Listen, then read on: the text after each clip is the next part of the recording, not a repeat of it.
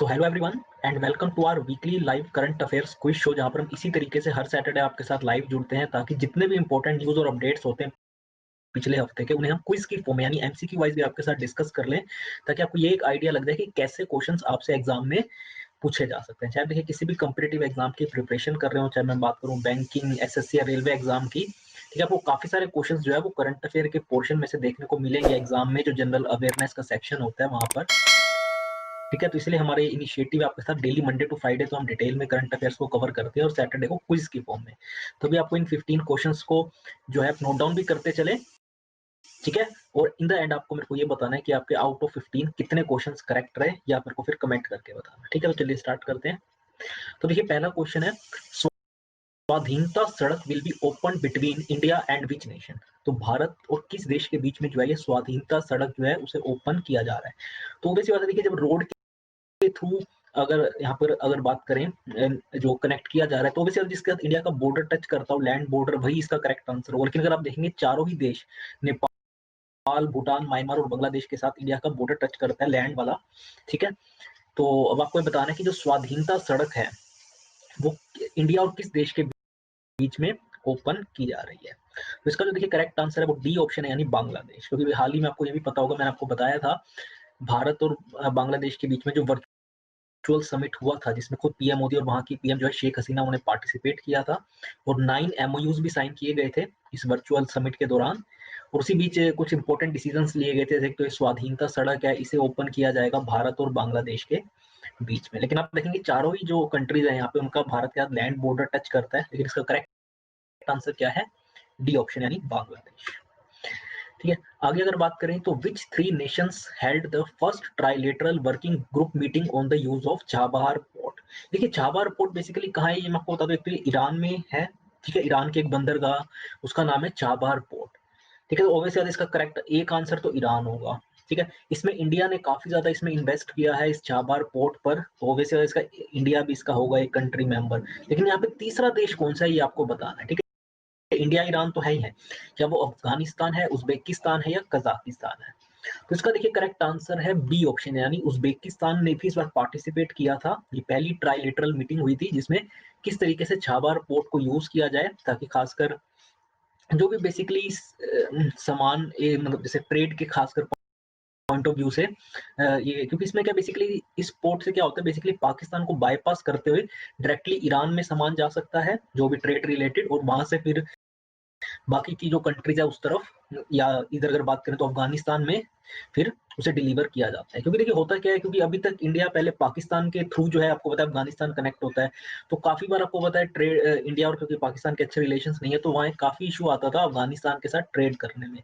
तो ये जो छाबार पोर्ट है बेसिकली ये पाकिस्तान को बाईपास करते हुए डायरेक्ट ईरान को कनेक्ट करता है, और फिर वहां से चाहे वो अफगानिस्तान हो गया, बाकी की जो उधर उज्बेकिस्तान, कजाकिस्तान, फिर हम वहां भी कनेक्ट कर सकते हैं। इसका करेक्ट आंसर है बी ऑप्शन। ठीक है, आगे अगर बात करें तो आरबीआई ने पहली automated bank note processing centre हाल ही में किस सिटी के अंदर सेटअप किया है? क्या वो पुणे है, लखनऊ है, जयपुर है, या दिल्ली है? तो इसका करेक्ट आंसर है सी ऑप्शन, जयपुर के अंदर पहला automated bank note processing centre जो है उसे ओपन किया गया है। तो इसे आप नोट डाउन कर ले, C option Jaipur. Question number 4, who will be the chief guest for Republic Day celebrations on 26 of January 2021। तो 26 जनवरी 2021 में भारत जो रिपब्लिक डे के दिन कौन होगा चीफ गेस्ट, ये आपको बताना है। क्या वो बोरिस जॉनसन होंगे, जो बाइडन, योशिहिडे सुगा, या मून जाए इन? पहले तो मैं आपको बता दूं, बोरिस जॉनसन आपको पता है ये ब्रिटेन के प्राइम मिनिस्टर है। जो बाइडन अभी यूएस के होंगे, अभी तो देखिए इनका शपथ ग्रहण समारोह भी नहीं हुआ इनका, तो ये तो खैर नहीं हो सकता आंसर। इसके अलावा योशिहिडे सुगा जो ये जापान के प्राइम मिनिस्टर, मून जाए इन जो है वो साउथ कोरिया के। लेकिन इसका करेक्ट आंसर है बोरिस जॉनसन। ठीक है, इसके बारे में मैंने आपके साथ डिस्कस भी किया था करंट अफेयर्स के शो में। ठीक है, तो वो होंगे chief guest for Republic day celebration on 26 of January 2021। ठीक है, तो बोरिस जॉनसन इसका करेक्ट आंसर है। आगे अगर बात करें तो इंडियन राइड शेयरिंग कंपनी ओला, आपने सुना होगा इसका नाम, वो सेटअप करेंगे अपना पहला इलेक्ट्रिक स्कूटर फैक्ट्री किस स्टेट के अंदर, क्या आपको बताना है। तो राइड शेयरिंग कंपनी ओला भारत में पहला इलेक्ट्रिक से चलने वाले जो स्कूटर्स होते हैं उसकी फैक्ट्री किस स्टेट में सेटअप करने जा रहे हैं? क्या वो कर्नाटक है, आंध्र प्रदेश है, तमिलनाडु है, या तेलंगाना है? इसका करेक्ट आंसर है सी ऑप्शन, यानी तमिलनाडु के अंदर जो है पहला इस तरीके से इलेक्ट्रिक स्कूटर बनाने वाली फैक्ट्री जो है वो सेटअप की जाएगी। तो इसका करेक्ट आंसर है तमिलनाडु। ठीक है, नेक्स्ट अगर बात करें, so who has been named social entrepreneur of the year 2020? क्या वो शांति राघवन है, अशरफ पटेल है, प्रेमा गोपालन है, या नन ऑफ द अबव? तो इसका देखिए करेक्ट आंसर है बी ऑप्शन, यानी अशरफ पटेल जो है उन्हें चूज किया गया है, सेलेक्ट किया गया है social entrepreneur of the year 2020। जबकि शांति राघवन जो है उन्हें 2019 का ये अवार्ड मिला था social entrepreneur of the year 2019, जबकि 2018 में अवार्ड मिला था प्रेमा गोपालन को। तो आप नोट डाउन कर लें, 2020 का तो सबसे इंपॉर्टेंट है अशरफ पटेल, 2019 का हो गया शांति राघवन जी, और 2018 में प्रेमा गोपालन। ठीक है, तो इसका करेक्ट आंसर है बी। नेक्स्ट अगर बात करें तो which nation will be hosting ICC women's world cup 2022?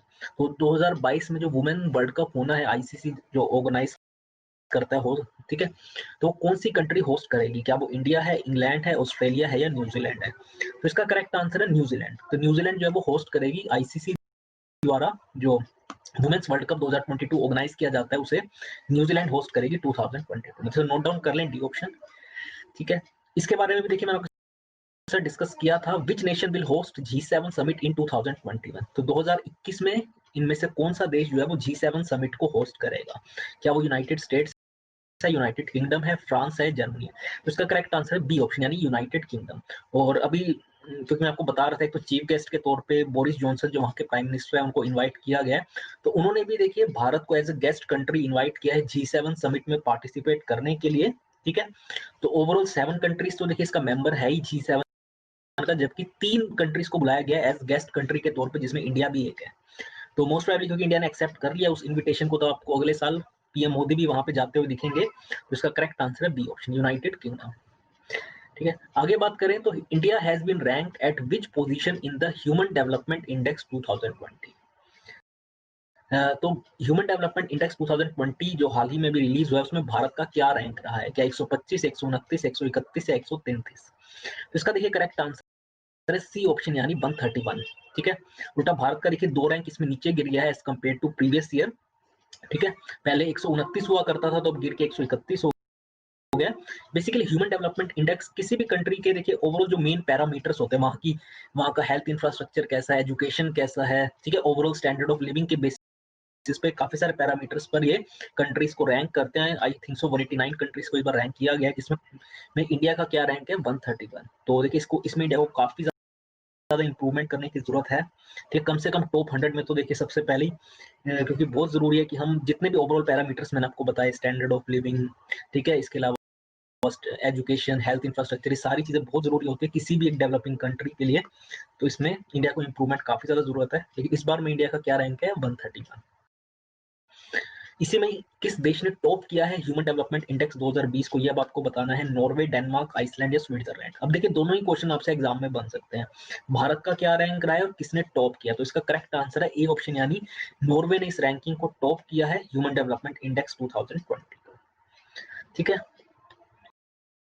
हाल ही में गवर्नमेंट ने कितने पैसे अप्रूव किए हैं फाइनेंशियल असिस्टेंस के तौर पे फॉर शुगर केन फार्मर्स? तो गन्ना किसान होते हैं जो खासकर यूपी में बहुत ज्यादा है, जो गन्ने की खेती करते हैं, उनको एक तरीके से फाइनेंशियल असिस्टेंस, ठीक है, प्रोवाइड करने के लिए कितना पैसा सेंट्रल गवर्नमेंट ने अप्रूव किया है? क्या 2000 करोड़, 3000 करोड़, 3500 करोड़ या 4000 करोड़? तो इसका करेक्ट आंसर है 3500 करोड़। ठीक है, इससे बेसिकली एक तरीके से मोटिवेशन भी मिलता है उन फार्मर्स को जो शुगर केन की खेती करते हैं। बाकी भी देखिए अलग अलग, अगर आप जैसे एक किसान सम्मान निधि योजना है जिसके तहत 6000 रुपए तक का आपको एनुअली पैसा गवर्नमेंट प्रोवाइड करते हैं, अगर आप स्मॉल फार्मर, आपके पास बहुत कम लैंड होल्डिंग है उस केस में। इसी तरीके से शुगर केन फार्मर्स के लिए गवर्नमेंट ने 3500 करोड़ रुपीस अप्रूव किए हैं। ठीक है, आगे अगर बात करें इसके बारे में, देखिए मैंने आपके साथ डिस्कस किया हुआ है, India has decided to collaborate with which nation through a new virtual hub to distribute vaccines? तो वैक्सीन का देखिए आपको पता है काम अब लगभग पूरा हो चुका है, कुछ वैक्सीन अप्रूव भी कर ली गई हैं, आने वाले टाइम में और भी की जाएंगी। तो उनका डिस्ट्रीब्यूशन अपने आप में बहुत बड़ा चैलेंज है, खासकर भारत जैसे देश में जहां आपको पता है इतनी बड़ी जनसंख्या है। तो उसके प्रॉपर डिस्ट्रीब्यूशन के लिए जो है इंडिया ने इनमें से किस देश के साथ कोलैबोरेट किया ताकि एक वर्चुअल हब जो है बनाया जाए? क्या वो रशिया है, फ्रांस है, यूएस है या यूके है? तो इसका भी करेक्ट आंसर यूके है।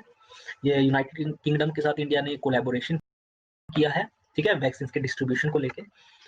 आगे अगर बात करें तो which ministry has launched the economic diplomacy website? Economic diplomacy website को किस मिनिस्ट्री ने लॉन्च किया है? क्या finance ministry, external affairs ministry, corporate affairs ministry या होम मिनिस्ट्री? तो इसका करेक्ट आंसर है बी ऑप्शन यानी एक्सटर्नल अफेयर्स मिनिस्ट्री। और खुद जो उसके मिनिस्टर है एस जयशंकर, उन्होंने इस वेबसाइट को लॉन्च किया जहाँ पे आपको सारी इन्फॉर्मेशन ट्रेड रिलेटेड या जो जो उनसे सेक्टर भारत के काफी स्ट्रॉन्ग है, ठीक है, स्टेट वाइज आपको वहाँ पे सारी इन्फॉर्मेशन मिल जाएगी, तो आप उसे चेक भी कर सकते हैं। इसका करेक्ट आंसर है B option. Last second question है 55 year old Chilahati Haldibari rail link जो है is set to reopen between India and which nation?